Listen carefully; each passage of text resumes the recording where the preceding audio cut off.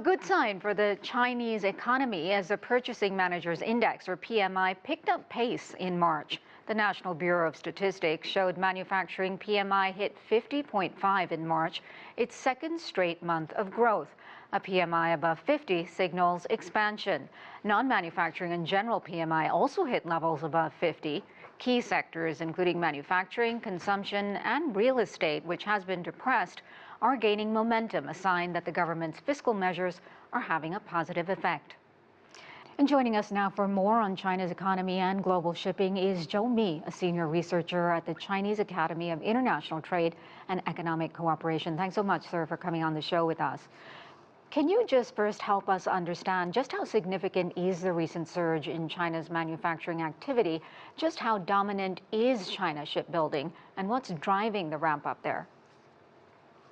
Well, we know that China's shipbuilding industries emerged from about 10 years ago. I think it's also lagged behind some of our competitors, like from South Korea and Japan. But at that time, even at that time, the United States was not the #1 manufacturing of the ships during that time. But we continue to improve the abilities of building the ships according to the demands of the customers. So if you're looking at the structures of the China's ships built, we are not trying to improve the abilities of the volume of the ships, but also trying to provide a better support to meet the demand of the consumers. So it means that we are creatively trying to have a better designs and also the better, for the fuels used in the ships, and also trying to meet the different demands according to the customers. And we are building the ships much quicker than our competitors. So that all these reasons are just some of this we are seeing that China's shipbuildings are accounted for more than half of this world market right now. Yeah, that's a huge ramp up. So they're working on both quality and quantity there. Can you help recap the planned fees on the Chinese vessels? What is the plan and how close are we to any sort of implementation? Well, if you're looking at the USTR, I think it's kind of a procedure requirement from the 301 investigation launched by Biden administration that they are going to put some of this, some kind of, the practices to deal with the situation. I think that after the hearings, they may try to collect different evidence and trying to decide what they would do to put some kind of, extra fees or considering about the shortage of several products or in different ports, they may have some of exemptions on certain kind of ports.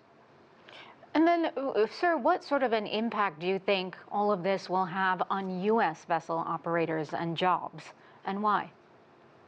Well, it is true that China is providing a large share of the ships in the world, and for many of the U.S. vessel operators and also the logistic companies, they have to find the best ways to buy the ships from or rent the ships from some certain companies. I think that is a really impact for them because that is an extra cost when they are trying to consider about to import more things like from the materials to some of the intermediate products. They have to find the suitable ships. If they cannot find the ships from China, they have to order the ships from other countries, which is definitely more expensive and will cost them longer term. And it is even more important for them to consider about the export because it's one of the concerns of Donald Trump. They want to export more things, but without enough and suitable ships, they cannot even achieve that goals. So it could hurt more than help is what I'm hearing you say in the near term and in the long term as well. But still, U.S. steelworker unions, producers, and Democratic lawmakers support the effort, saying it will boost the domestic industry. Do you believe that it will do that? Because right now, we are only building about 5 to 10 ships annually here in the U.S. I don't think that the capacities of U.S. industries is good enough to support the demand in the U.S. side. So for the shipbuilding, it's really a very huge task. I visited several manufacturers in China. I found that there are so many collaborations in different supply chains.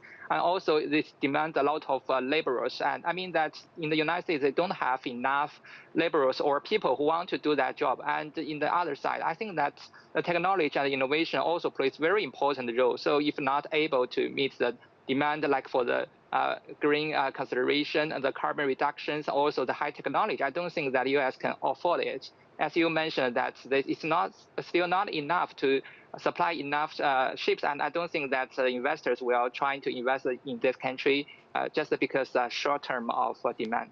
And you mentioned that this could hurt U.S. vessel operators more than help them, but even more broadly than that, at a time of heightened tariffs, how does this further affect U.S. imports and pricing? You've mentioned that it could drive those up. Doesn't it add to the many woes suppliers and retailers are already dealing with that ends up being a big problem for consumers at the end of the day?